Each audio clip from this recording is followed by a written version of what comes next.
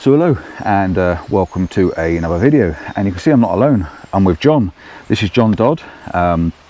He is the chairman of the Nant Camera Club, and I know I'm not in the Nant Camera Club anymore, but he still comes around for a coffee and some tea every so often.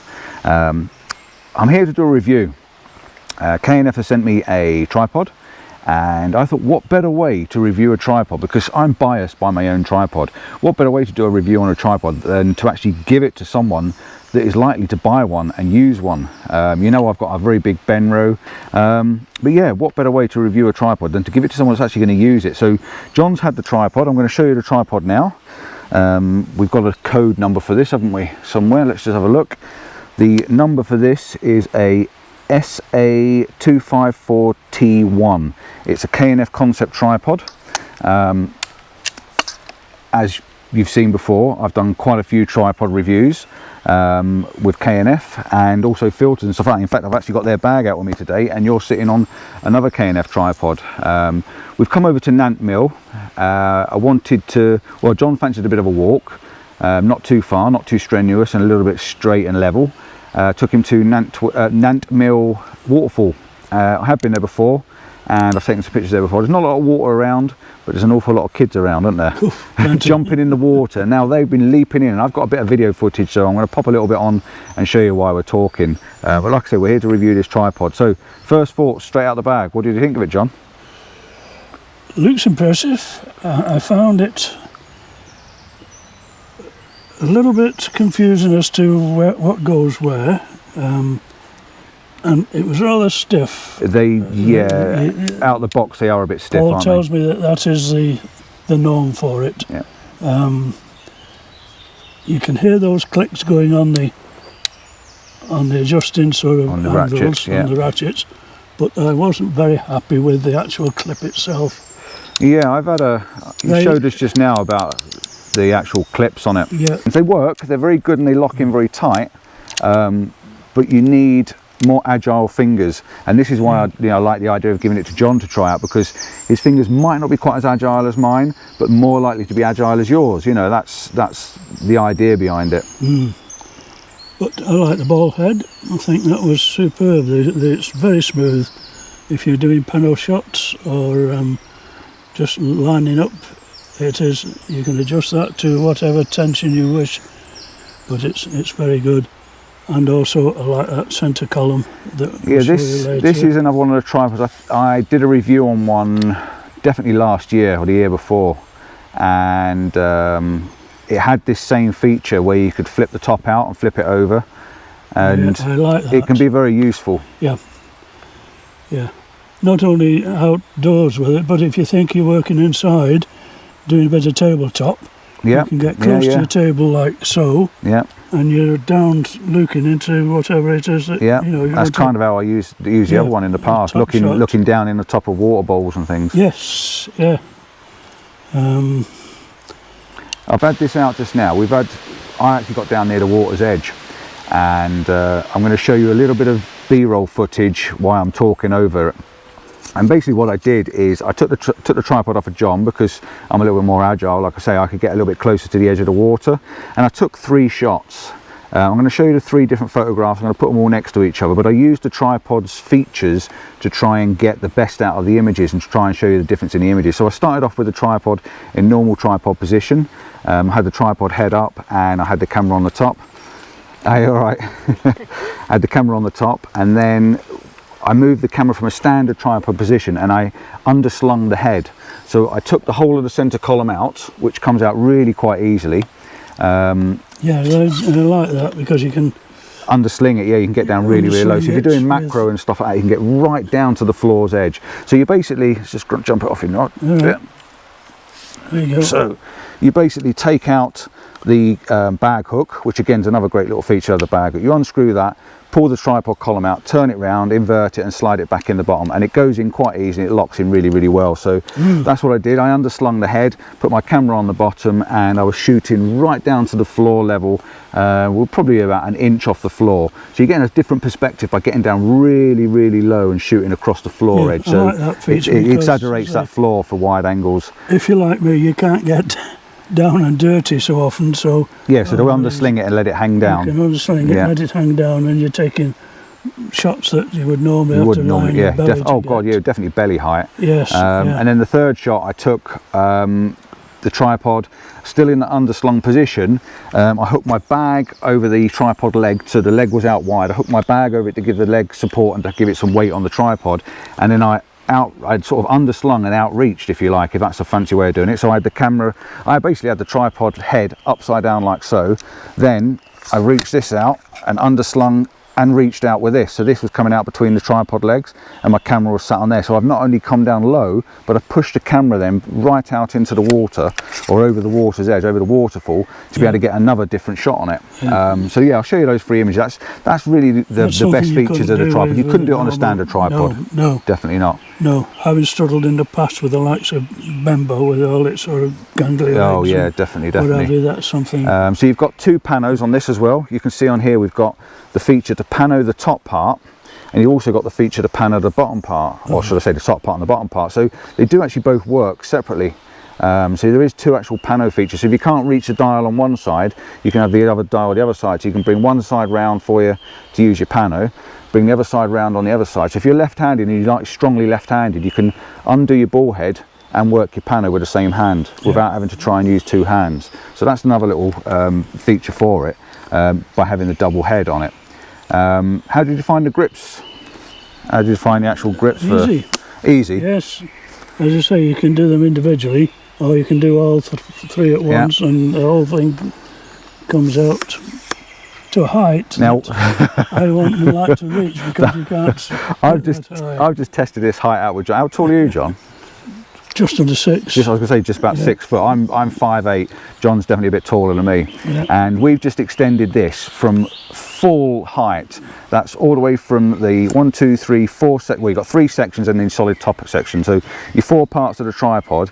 You've then got your sliding part, which is here, which you can then slide out, and then you've got another section inside here which you can slide out.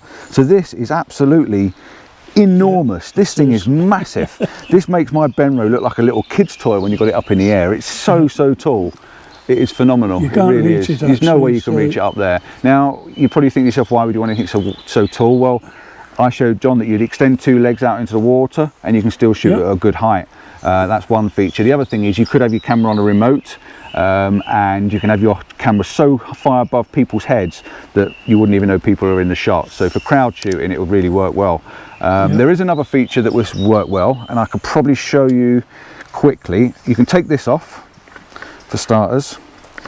I'm going to show you it works like a boom. So you can take that off, and you can take this off. I don't know if I can get that unscrewed. I'm going to show you really, this is live time. You know, it's Compton style, we don't mess around here.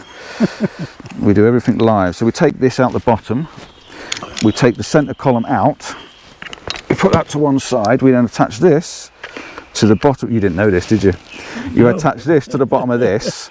So with this fully extended, and it does say stop on the top there, so with that fully extended, I can put my camera, my GoPro, on the end of this, and I can lift this up so high that I can almost do a drone shot with it. I can actually set that up and do a complete drone shot. This thing's got to be 10 or 11 foot tall. I can reach that bush at the back there with it, you know, and it's not overly heavy. It is aluminium, it's not a carbon tripod, but this is absolutely huge. So if you're a videographer and you want to do them crane shots, this is the way to do it. Now I will do some B-roll of this.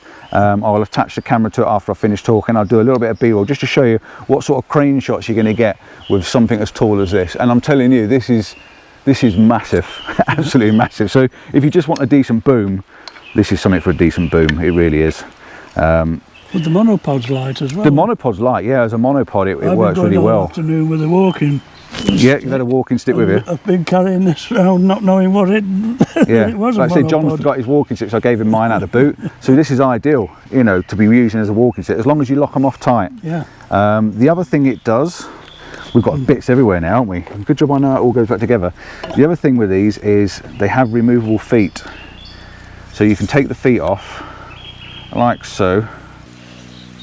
There you go, like so, and you can buy spikes for it and attach spikes. And you know me, I love me spikes. I have spikes on all my tripods, and I don't even use the feet anymore.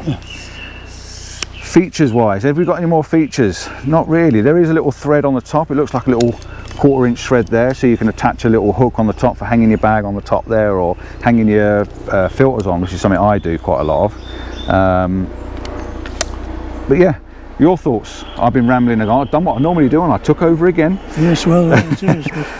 I've enjoyed it. So, if you're in the market for a tripod, the last thing you can do, or I feel you can do, is to try and buy one offline without seeing it.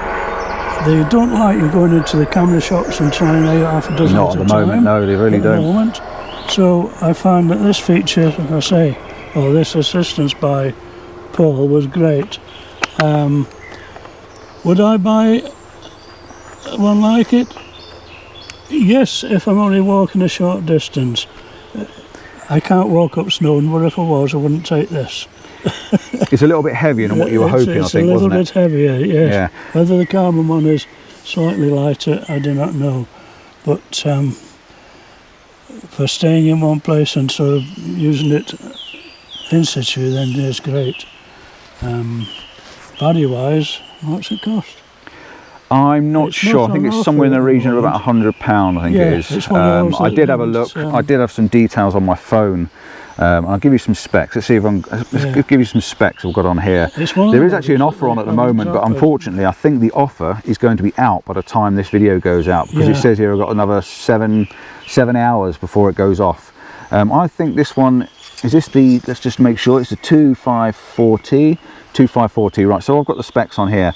Its retail price is £146, but at the moment they're doing it for £100, but that's only for 7 hours, and I'm afraid this won't be going out till at least 5 days time. No. It's classed on here as a it's classed on here as a lightweight compact tripod. It's 93 inches. 93 inches. Fully extended. That is huge. It really is. What other specs we've got on here for you? Actually, it says on here professional 94-inch ultra tripod. It really is quite flexible. Good ball head. It's got a 360-degree view, which we've shown you. You can actually tilt the arm out and spin it 360 degrees. The monopod is fully extended, like I had it with a boom, is 2.5 meters, which is 98.4 inches. So that is absolutely horrendously tall. This thing will go right down to the floor as well. The legs will actually fold out all the way flat. Yes, I noticed that. It will take a 22-pound payload, so it'll take a 22-pound camera, which is 10 kilograms. So it's going to take quite a lot of weight on that little head. You also get the plate with it as well. Yes. What else have we got on here? Let's just have a look. Yep, underslung, easy to use. Standard working height is 2.39 meters, which is 94.1 inches. That's your standard full extended height as a tripod. Column down, you're looking at 67.7 inches, which is 172 centimeters. It comes in a bag, as you've seen there. There's a bag there. You've got a camera strap with it as well. What else can I say about this spec wise? Folded, it is 57 centimeters. So folded down to fit in the bag, it goes under 57 centimeters, which is 22.4 inches. And the lowest tripod height is 27 inches, which is 69 centimeters. So it's quite a good tripod for an all-rounder. Yes. I wonder why they didn't make that as a one-piece sort of... Yeah, I've noticed them in the past. Why do you have the washers on them and stuff like that? Yes, well, the washer's fine, but why make One thing I will say about this, and I did mention this in my other review, and I'll put a link up to you so you can see the review I did on the last one. When I first had this and I extended the top column out, it actually came out of my hand, and I did actually contact K&F and say, look, this is a bit dodgy, why has this happened? And I found there's a lock-in washer screw that fits to the end, and I just said to John, I just lifted this one up down by the water's edge, and it came out of my hand. And I thought that was a bit strange to actually have that come out of my hand, and I said to him, I can guarantee that there is a piece missing, and it's basically that piece there, right on the end of there. If you find you've got a tripod and this top column comes out, just shake it. If it rattles, this is inside, so you just need to take the column out, straighten it out, tip it upside down, take that screw out and put it on the bottom. I will mention it to K&F again that it's happened, especially for somebody being something sent out as a reviewer. You'd expect it to be spot on, and he's going to put that back together before he loses it as well. So yeah, I'm pretty much sure that's covered everything. Your ultimate thoughts then, John? You said you wouldn't get one to carry around with it. Is that weight wise more than anything? I think weight wise is the biggest in my even though it's lightweight, it needs to be lighter still. I think so, yes. As I say, I don't know what the difference in weight between the carbon and... The carbon will be lighter. The only thing with carbon that I find over other things, I mean, the other tripod you're on at the moment is a carbon fibre one. It weighs nothing. But then I wouldn't trust my tripod on something that weighs nothing. No. There's a little bit of weight in this that's enough to hold the tripod. I had it down on the water's edge, like you've seen in the videos. It would suit 99% of the people, but as I say... you're looking for extreme lightweight and still a working height. And having said that, I changed to Fuji because it's light, and then all of a sudden started adding lenses and yeah, and definitely. we're back to the Canon weight again, but that is my sort of error, as it were. But yeah, as a tripod goes, it's solid. It would even support me trying to get up off my knees if should I ever get down there, you know, which is something. Pros outweigh the cons. I'm not happy with this. No, I'm not so keen on them. I'm going to have a little look when I get back, because it might be just a case that he wasn't nipping up with a screw. But yes, when you showed me this morning, it definitely was fiddly, wasn't it? Yeah, some of them, if you don't quite get it square, it twists on it, and it will never override those sort of ratchet blocks, as it were. Yeah. Yeah, but as a tripod goes, it's well made. I like the colours. Colours are important. Some people buy it because of the colours, and it is really quite a pretty tripod. Yeah. If you like me and you read instructions because you like to think of what else it does, then the instructions are a little bit hard to understand. Yeah. Chinese do not interpret English very well, but then, you know, that's not news. You also get, just noticed with John's handle, you also get some sponge on one of the legs, so it's a little bit cooler for carrying around, or warmer to carry around in the winter, so that's the thing. Yeah, but so yes, I think that's pretty much, I think we've covered most of it. I'm happy that I've had a play with it, because as I say, to walk into any shop and say, well, can I try that, and then you've got to take your gear in, can I try that? Do you know what, trying it in a shop, it's never the same either, is it? No, you want it in the field, you've got no streams, no banks, no nothing, have you? And yeah, all right, you can say go to the show, but then you're just blinded with everything. Yeah, and then, you get an Allen key with it as well. That's important. But Not sure what the Allen key fits, but we'll have a look. It must be for these tripod legs. Let's just have a little look, because if it fits those actually, but it fits the tripod legs for nipping them up. But they're probably locked in with Loctite, so they're going to be quite tight. Yeah, tight. So I'm not going to undo them now while we're out. So yeah, that's the review covered on it. It's pretty good. You've got there's one other thing. You do have a little bubble on the top of the head, which I really don't bother with. I don't understand why we put a bubble there, because if you get that perfectly level, it might not be looking at the thing you want to look at. No. Ideally, a bubble should be on the tripod, so you can get your tripod level, and then your head's irrelevant to where it points. I tend to use the sort of aid in the camera to get my levels. To get you an idea, yes. If I relied on that, I'd be getting my glasses out to see it. It is quite small, isn't it? But no, that's the K&F tripod done, reviewed. I think we've told you everything there is to tell you about it. I think it's the sort of thing that Denise would use as well. Definitely for a macro, she likes to get down low. So if you're looking for something that wants to get down low, or overslinging a wall, or overslinging a tabletop, absolutely brilliant idea. For that tabletop, and far more technical than what I use my tripod for. Yes. So, thanks for watching. Thanks to John for trying it out and testing it. I am actually going to do him a favour. If he wants to keep this, he can keep it. For doing this for me and doing the favour, I'm going to let him keep it. So if you don't really like it and you don't want it, then I'll keep it. But if if I can sway you, then I'll let you keep hold of it.